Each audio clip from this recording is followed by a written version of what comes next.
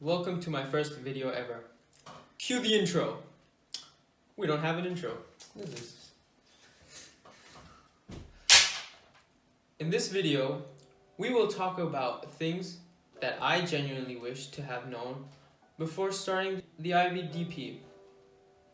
And I hope that what you gain from this video will help you in your journey through the IBDP, no matter if you're starting it or if you're in the middle of it, or even towards the end. Probably won't help you as much if you're towards the end, but more if you're early on. First of all, subject choice is very important. Like very, very important. For this, I would recommend you to first decide on what you want to study after the DP, or at least come up with a couple.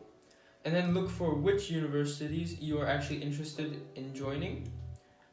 And after that, to check what the entry requirements are for that university, for that specific course that you are interested in. For example, if you want to study medicine, you might need to take chemistry and biology at higher level, or if you want to study mathematics, you might need to take math, analysis, and approaches at higher level. It is important to fulfill as many of the entry requirements as possible. Obviously, sometimes it won't be as easy, but you should try to fulfill as many as possible, if not all. After that, you have to try to take the subjects that you find most fun to learn rather than the easier ones, as you're more likely to be motivated to study the subjects that are more fun than the subjects that may be easy but therefore less interesting. So, online lessons.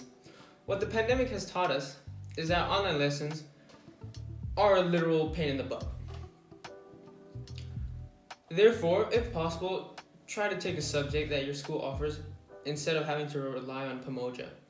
Pamoja is an e-learning suite where you can take some IB courses online in case the school doesn't offer them. This is probably, depending on the subject, either a very bad thing or a slightly okay thing. It's good sometimes, depending on how the course is structured, but you'd have to inform yourself before about this. In most cases, it's not the best thing because you don't get to talk to the teacher face to face. Well, there will be meetings where you can talk with the teacher, but you don't have the same flexibility as with a teacher that you can meet with in person, where you can go to them during a break or during lunch and just ask them a quick question.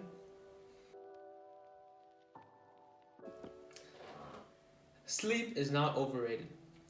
Sleep is also not for the weak.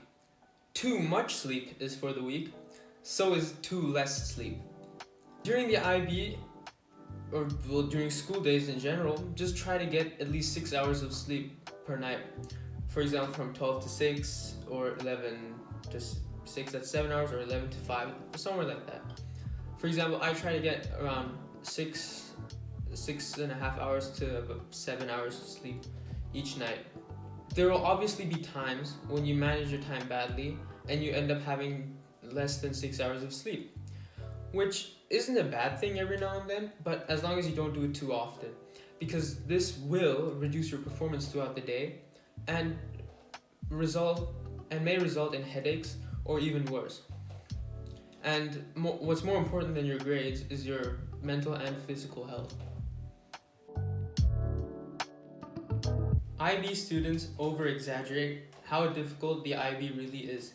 Even I have in the past, and there is some truth to it. The diploma program is hard, but it is doable. There are many people who pass it, and obviously some who fail. That's just how it is.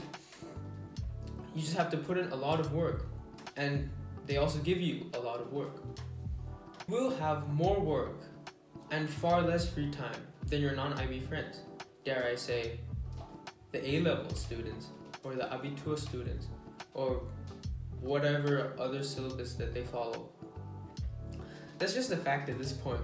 And everyone in the IB knows that, even though they don't want to accept it. It's just a fact. And you have to live with it. Due dates. Due dates are very important. I can't stress how important they are.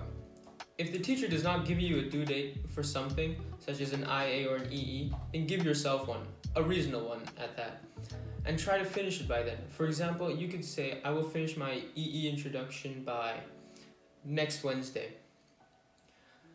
Then, instead of just saying it and setting yourself the due date, you also have to stick to it and actually finish your EE introduction by then. There's also something I came up by myself, which actually has worked for me, which is to finish my assignments at least 2 days before it's due.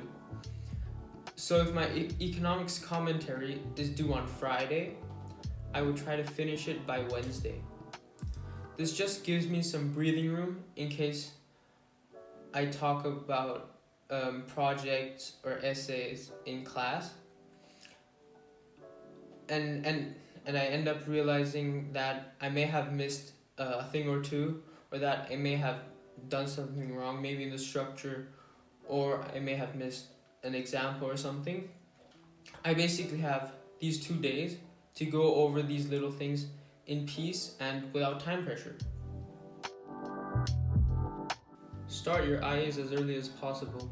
This one is simple. Just start them early, so that down the road it doesn't become too hectic, because once the deadlines start coming in, they'll all come right after another, and that's when you don't want to cram for exams and spend too much time on your IAs, because time is limited. Now let's go to some study advice. Rule number 1: procrastination kills. This is very, very important. At first, you won't be able to manage your time as efficiently just because you're not used to it, but at least by mid or end of DP1, you have to, and I really emphasize the you have to be able to manage your time at least effectively, so that you can get enough sleep and you can get all your work done. Tip number 2, rule number 2, don't be afraid to ask for help.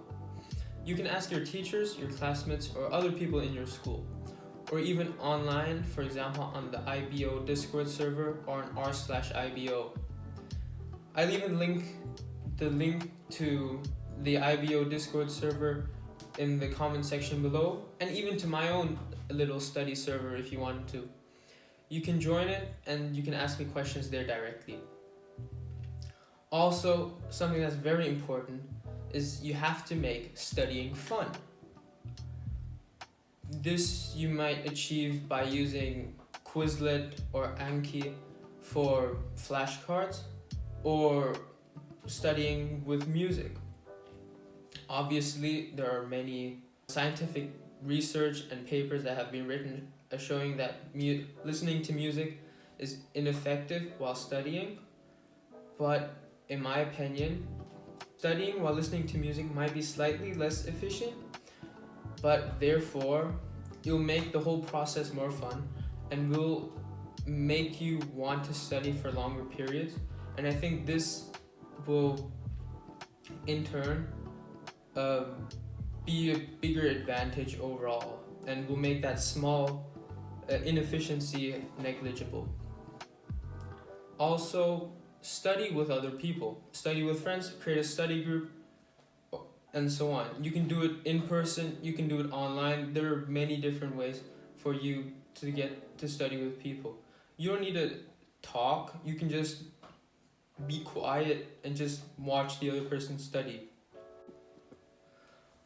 My final advice to you is that the IB is not a sprint. You may be bad at it at first, but you will be able to improve yourself. There's plenty of time.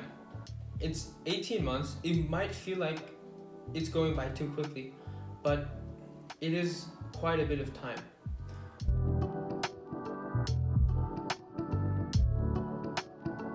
Where you will be really bad at something. Wait, I'm repeating myself. Classmates or other people in your school for help. Even online, for example, on the IB Discord server or on the r/IBO.